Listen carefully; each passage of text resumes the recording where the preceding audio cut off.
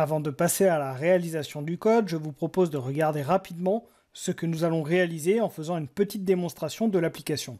Vous aurez cette page d'accueil qui contiendra simplement un titre et vous pourrez y inscrire un contenu que vous souhaitez.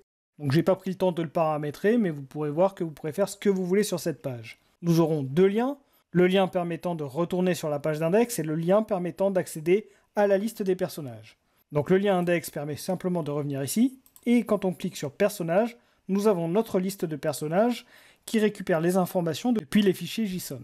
Nous aurons la possibilité soit d'accéder aux informations d'un personnage, donc en cliquant par exemple sur celui-ci, et directement, lorsqu'on a cliqué dessus, nous avons l'arme qui est affichée avec une image, ainsi que l'image du personnage lui-même. Nous aurons également ici la possibilité de changer l'arme de notre personnage. Donc par exemple, je peux passer pour Headhunter sur un arc. Bien entendu, cette action mettra à jour notre base de données, c'est-à-dire notre fichier JSON en conséquence. Ensuite, on pourra revenir sur personnage, et par exemple, si on veut modifier la classe d'un personnage, on peut tout simplement utiliser la liste déroulante pour changer la classe de celui-ci. Lorsqu'on utilise cette liste déroulante et si on laisse notre curseur sur le nom d'une classe, nous voyons qu'un texte s'affiche, c'est tout simplement la description de la classe.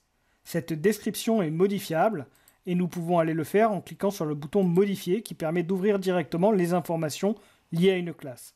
Donc ici, si je veux changer la description de la classe guerrier, je peux simplement le modifier en écrivant corps à corps par exemple, et si je clique sur valider, nous avons un message qui nous dit que la modification a bien été effectuée. Enfin, si l'on retourne sur personnage et qu'on resurvole cette information, nous pouvons voir que la modification a bien été prise en compte. Je vous propose de commencer à réaliser cette application directement dans les prochaines vidéos.